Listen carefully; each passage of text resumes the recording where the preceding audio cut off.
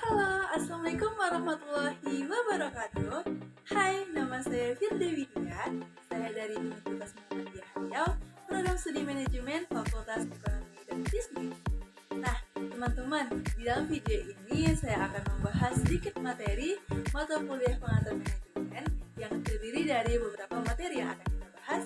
Yang pertama ada konsep dasar manajemen, sejarah manajemen, yang ketiga ada manajer dalam kegiatan manajemen, yang keempat yaitu ada lingkungan dan budaya organisasi serta bisnis internasional, dan yang terakhir ada tanggung jawab sosial perusahaan dan etika manajemen.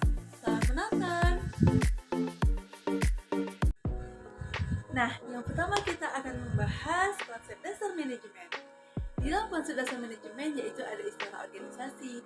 Organisasi ialah sekelompok orang yang bekerja sama dalam suatu struktur ataupun koordinasi tertentu untuk mencapai serangkaian tujuan tertentu. Nah teman-teman, organisasi itu ada dua jenis. Yang pertama ada organisasi profit oriented, dan yang kedua ada organisasi non-profit. Yang membedakan dari tujuan organisasi yang dua ini yaitu dari cara mencapai keuntungan secara finansial, dan ada juga yang tidak mencari keuntungan secara tidak finansial. Nah, manajemen itu sendiri teman-teman ialah sebuah proses yang dilakukan untuk mewujudkan tujuan organisasi serta rangkaian kegiatan berupa perencanaan, pengorganisasian, pengarahan, dan pengendalian orang-orang serta sumber organisasi lainnya. Selanjutnya yaitu ada sumber daya organisasi. Sumber daya organisasi terdiri dari 5 macam. Yang pertama ada sumber daya manusia, sumber daya informasi, sumber daya fisik, sumber daya keuangan, dan sumber daya alam. Nah, mengapa sih manajemen perlu dilakukan? Manajemen perlu dilakukan agar suatu organisasi atau kegiatan dalam perusahaan bisa berjalan dengan efektif dan juga efisien. Fungsi-fungsi manajemen ada 4 nih teman-teman. Yang pertama perencanaan, yang kedua pengorganisasian, dan yang ketiga ada pengimplementasian, yang terakhir ada pengendalian ataupun pengawasan. Nah, sedangkan kegiatan-kegiatan dalam manajemen yaitu ada beberapa juga ya teman-teman. Yang pertama ada planning, yang kedua ada organizing, yang ketiga ada controlling, dan yang keempat ada leading. Planning merupakan tujuan dari perusahaan itu sendiri. Tujuan dalam membuat suatu rencana agar rencana tersebut bisa berjalan dengan lancar. Tanpa adanya perencanaan, maka sebuah kegiatan atau organisasi tidak akan bisa berjalan dengan efisien dan lancar. Yang kedua yaitu ada organizing. Organizing adalah bagaimana penyusunan organisasi dan aktivitas dapat dilakukan. Yang ketiga yaitu ada controlling. Controlling merupakan nama lain dari perbaikan aktivitas atau merupakan suatu pengawasan. Jadi controlling juga termasuk sebagai pengawasan dalam kegiatan bisnis. Yang keempat ada leading. Proses memotivasi anggota organisasi agar planning dapat bisa dijalankan dengan baik. Nah, fungsi-fungsi manajemen bisa disajikan dalam bentuk diagram. Berikut diagram yang bisa disajikan dalam fungsi-fungsi manajemen.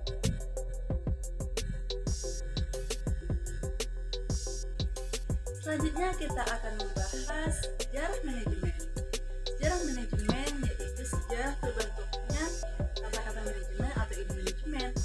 Nah teman-teman, sebagai peninggalan fisik, salah satu peninggalan fisik yang menunjukkan adanya bahwa implementasi ilmu manajemen itu ada, yaitu ada beberapa contoh seperti bangunan piramida di Mesir, bangunan Ka'bah di Mekah, tembok Cina, dan sebagainya.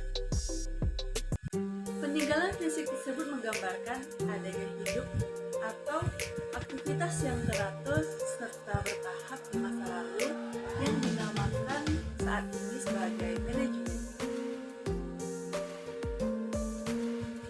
Nah, selanjutnya yaitu materi ketiga yaitu ada manajer dalam kegiatan manajemen. Nah, teman-teman, manajer adalah orang yang wajib atau orang yang melaksanakan kegiatan manajemen.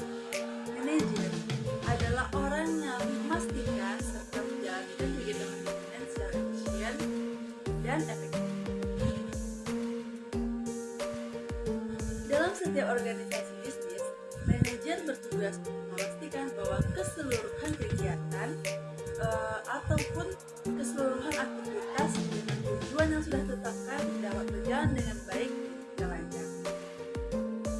Manajer adalah orang yang mengawasi serta melakukan tindakan yang dapat membuat suatu kegiatan bisnis dan perusahaan bisa berjalan dengan lancar. Manajer merupakan orang yang bertugas untuk memastikan bahwa keseluruhan tujuan yang telah ditetapkan oleh organisasi dapat diwujudkan sebagai rangkaian kegiatan manajemen, baik yang bersifat fungsional maupun operasional. Manajer dibedakan menjadi dua, yaitu ada manajer umum dan manajer fungsional.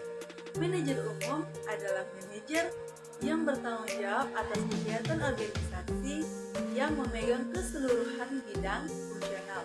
Sedangkan manajer fungsional yaitu manajer yang memegang hanya satu bagian fungsional saja tanpa memegang fungsi atau bagian fungsional yang lainnya.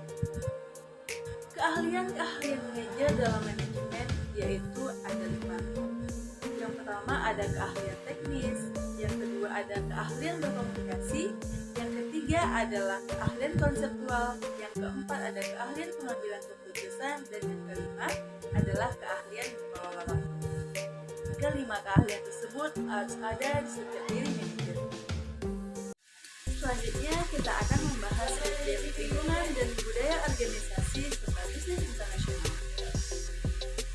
Dapat dipahami bahwa eksekutif dan karyawan perusahaan multinasional dari berbagai negara terlibat dalam bisnis internasional.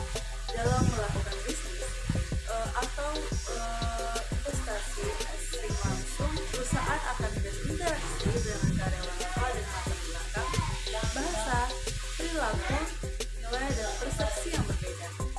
Nah, oleh karena itu, pemahaman tentang budaya negara tujuan atau tuan rumah irasional dan tidak objektif sangat penting.